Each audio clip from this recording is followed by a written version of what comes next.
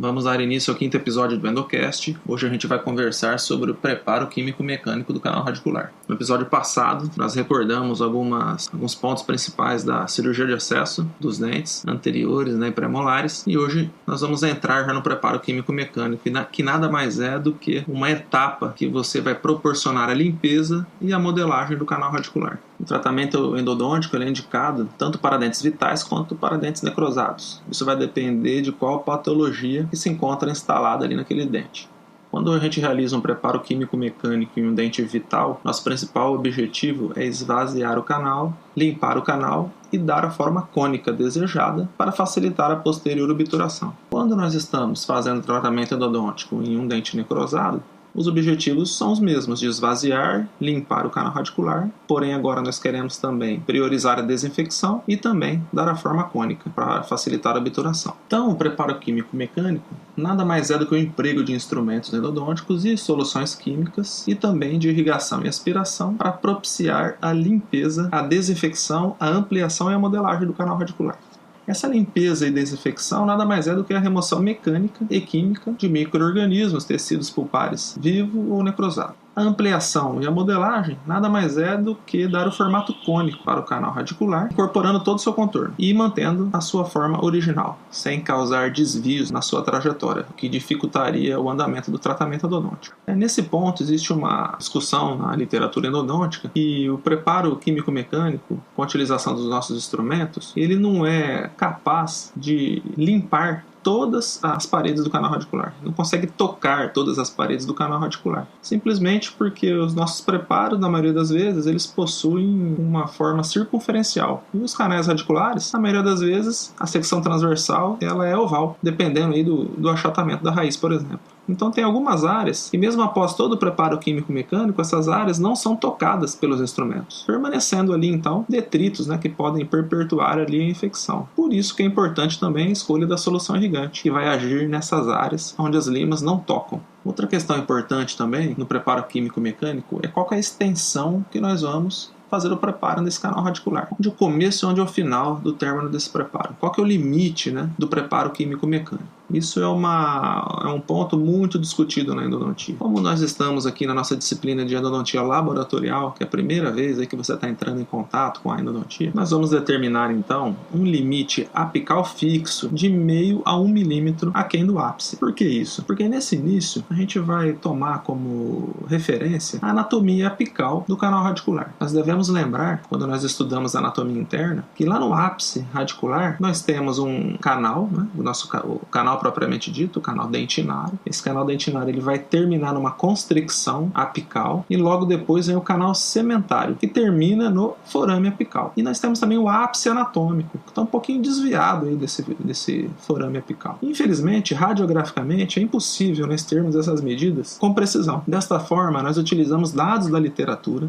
que nos mostram qual que é a variação média de distância entre o ápice anatômico do forame apical e do forame apical para a constricção apical. Isso pode variar em média de 0,5 a 1 milímetro aquém do ápice anatômico. Desta forma, aqui no laboratório, a gente vai padronizar 0,5 milímetro aquém do ápice radicular como limite apical de instrumentação. Nós vamos posteriormente ter uma aula de odontometria. Quando nós estivermos lá na clínica, nós vamos estudar esse item com mais detalhes, utilizando os dados de trabalhos que realizaram microtomografia. Vamos falar também de localizadores eletrônicos e etc. Aí nesse momento você vai ter uma noção real do quanto o nosso limite deve ser preciso. Mas por enquanto aqui no laboratório nós vamos adotar esse 0,5 milímetro de 0,5 a 1 milímetro aquém do ápice como limite apical de instrumentação, para que a gente não invada o periodonto durante as manobras do preparo químico-mecânico. Outro ponto que a gente vai também estudar posteriormente é uma manobra chamada de patência foraminal. Patência foraminal nada mais é do que você passar pelo canal sementário uma lima fina para desobstruí-lo durante um momento ou mais do preparo químico-mecânico. Nesse primeiro contato de vocês com a endodontia, nós vamos ensinar apenas duas técnicas.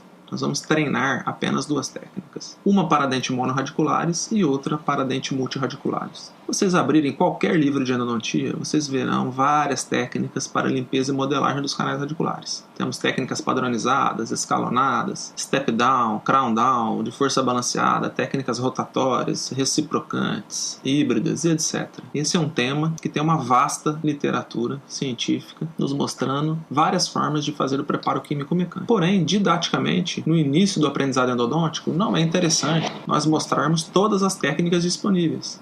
Isso vai dificultar o aprendizado de vocês. Então aqui na Universidade Federal do Amazonas, nós optamos já há 10 anos, desde 2009, eu e a professora Aida Hanan, nós optamos por escolher 2 técnicas funcionais e modernas que pudessem ajudar os estudantes a aprenderem um protocolo eficaz para o tratamento endodôntico. E conforme ele vai caminhando no curso de graduação, ele vai aprendendo outros tipos de técnicas e protocolos para realizar o tratamento endodôntico. Então aqui no laboratório, na nossa disciplina de pré-clínica, nós vamos treinar 2 técnicas baseadas na filosofia coroa-ápice, ou seja, crown down. São técnicas que propiciam primeiro a limpeza do terço coronário e médio do dente, para depois nós atuarmos no terço apical. São técnicas híbridas baseadas na filosofia coroa-ápice. Aqui no nosso 5º episódio, nós vamos discutir somente as técnicas para os monorradiculares. A técnica para o multirradicular nós vamos aprender mais adiante. Isso será foco da discussão em outro podcast. A nossa técnica para dentes monorradiculares ela é uma técnica híbrida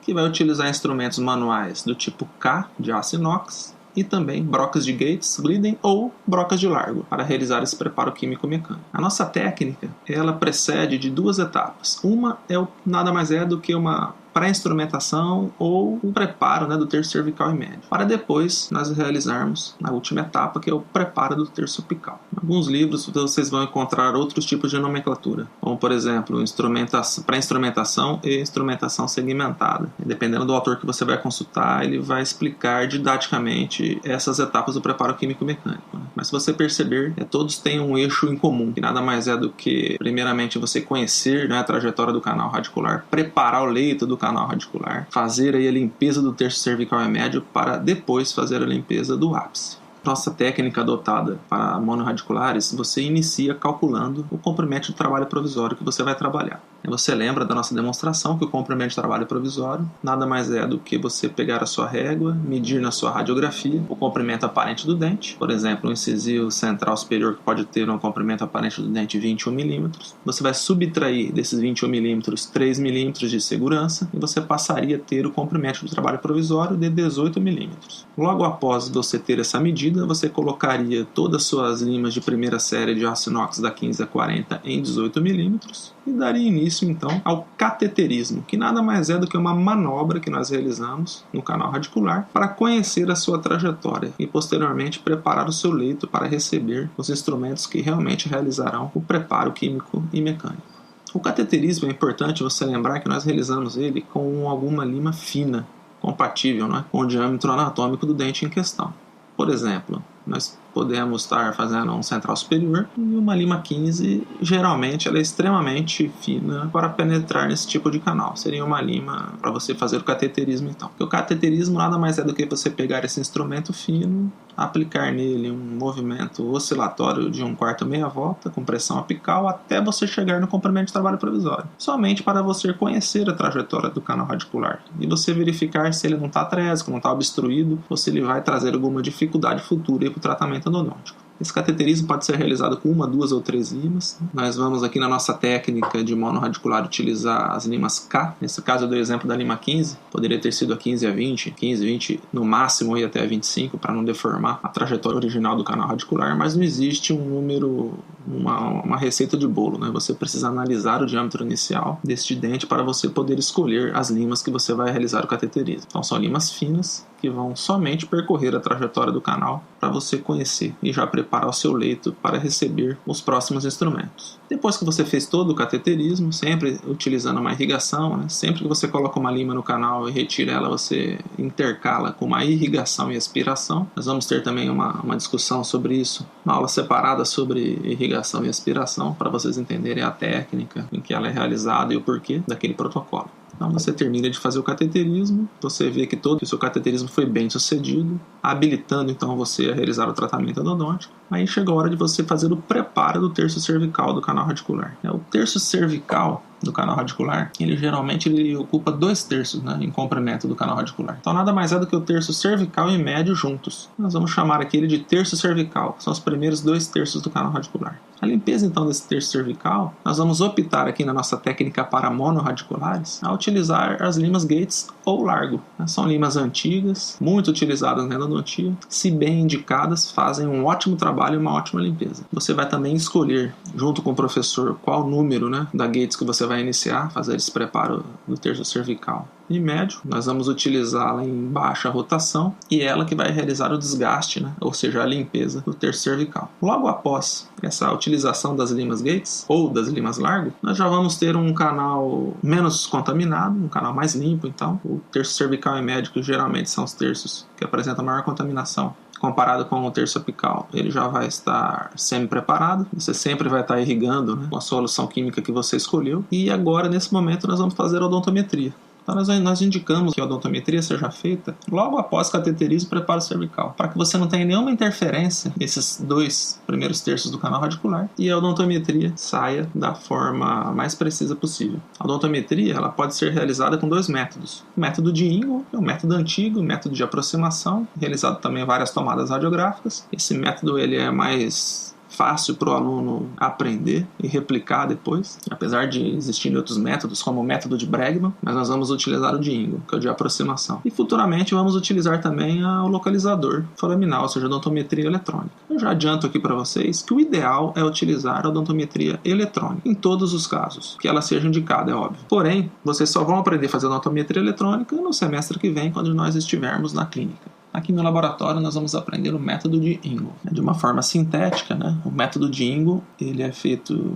em algumas etapas. A primeira seria você pegar, após o preparo cervical, você pegar a sua última lima que você usou no cateterismo ou uma lima superior a esta que fique justa no comprimento de trabalho provisório. Você vai realizar uma tomada radiográfica com a lima dentro do canal radicular e logo após o processamento dessa radiografia, você vai observar essa lima dentro do canal radicular e vai ver quanto que falta para ela chegar no limite apical que você deseja e vai acrescentar essa milimetragem e vai tirar uma nova radiografia, vai fazer uma nova tomada radiográfica para verificar se a sua lima está na posição que você deseja, ou seja, de meio a 1 milímetro aquém do ápice radiográfico. Depois que você realiza a odontometria, você vai trabalhar com uma nova medida, que é chamada de comprimento de trabalho, propriamente dito. Em alguns livros ele é chamado de comprimento de trabalho real, comprimento real de trabalho ou simplesmente comprimento de trabalho. Nós vamos adotar aqui comprimento de trabalho, ou seja, qual comprimento que você vai terminar aí, né, o preparo do seu elemento dental. No nosso exemplo anterior, nós estávamos com um comprimento de trabalho provisório de 18 milímetros. Vamos supor que nós realizamos então essa radiografia de odontometria.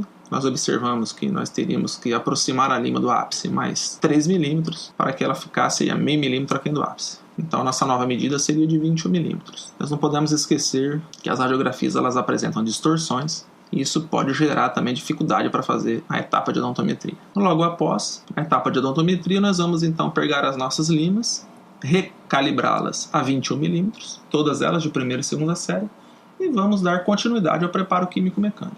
Nós vamos dar início então ao preparo apical, que é realizado com limas, né, de aço inox. Logo após a odontometria, você estava trabalhando a 18 milímetros no comprimento de trabalho provisório.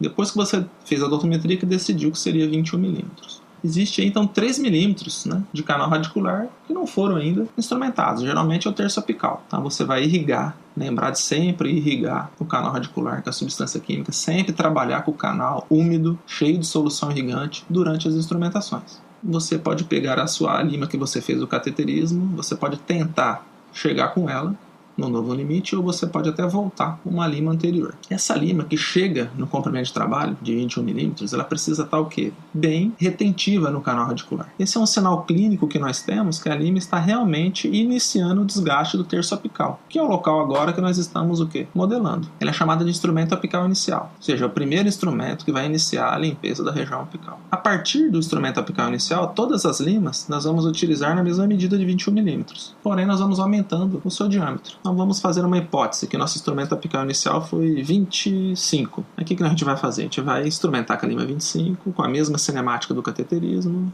introdução da lima com movimentos oscilatórios de pressão apical, de pequena amplitude, sempre irrigando e aspirando, e fazendo isso até que a lima chegue no seu comprimento de trabalho. Depois a gente troca para a lima 30, faz a mesma coisa, 35, mesma coisa, 40, mesma coisa, e assim por diante. Durante esse preparo apical, nós podemos também, entre uma lima e outra, nós podemos fazer uma manobra de patência, com uma lima mais fina, como a lima 10, por exemplo. Então, entre a 25 e a 30, 30 e 35, 35 e 40 e assim por diante, a gente usa uma lima de patência para manter lá o canal sementário desobstruído e evitar qualquer tipo de acidente aí durante o tratamento endodôntico. Mas isso a gente vai conversar com detalhes, porque essa manobra ela modifica dependendo da técnica que a gente está utilizando. Já o quanto que a gente vai fazer de desgaste durante a instrumentação apical, nós vamos fixar aqui no laboratório uma média de desgaste de 200 micrômetros a partir do instrumento apical inicial. Então, geralmente são 4 limas aí acima do instrumento apical inicial para que a gente realize um desgaste médio de 200 micrômetros. A gente vai fixar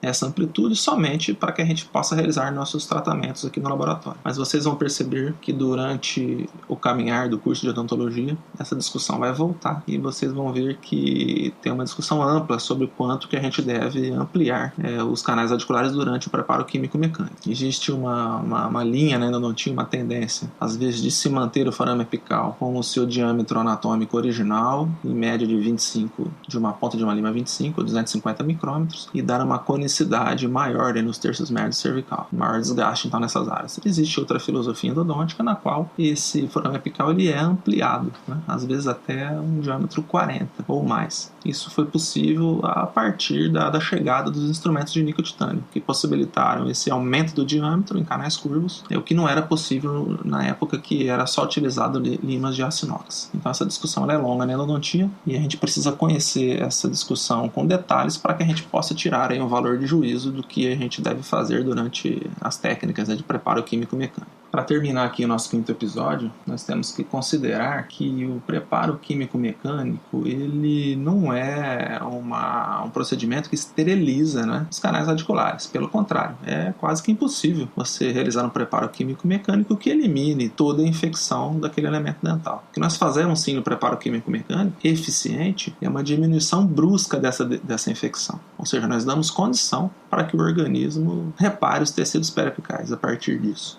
Dessa forma, após o preparo químico-mecânico, a gente pode obturar o elemento dental, ou seja, preencher todo o sistema de canais radiculares com o material obturador, diminuindo ao máximo os espaços vazios no interior desse sistema, para evitar uma recontaminação ou a proliferação das bactérias que restaram aí após o preparo químico-mecânico. Se isso não for possível, realizar a obturação na mesma sessão, vocês vão ver que tem alguns itens que a gente verifica para tomar essa decisão, nós precisamos colocar o quê? Uma medicação intracanal. Nós precisamos preencher esse canal radicular, geralmente com uma pasta, para evitar com que a infecção volte. Outra coisa que a gente não pode esquecer é que o preparo químico-mecânico ele tem a participação das soluções químicas auxiliares, né? E você tem vários tipos de soluções químicas que você pode utilizar no preparo químico-mecânico para otimizar essa desinfecção. Então isso também deve ser levado em consideração. Vocês lembram, né, que existem áreas do canal radicular que os instrumentos endodônticos não vão tocar durante o preparo químico-mecânico. E geralmente nessas áreas a solução irrigante ajuda na desinfecção. Então esse é um ponto que precisa ser discutido também, estudado com profundidade para otimizar os nossos tratamentos endodônticos. Existem N sistemas de instrumentos endodônticos para fazer esse tipo de modelagem. Nós estamos vendo aqui hoje as limas de aço inox tipo K, mas existem outros tipos de limas, como nós já estudamos lá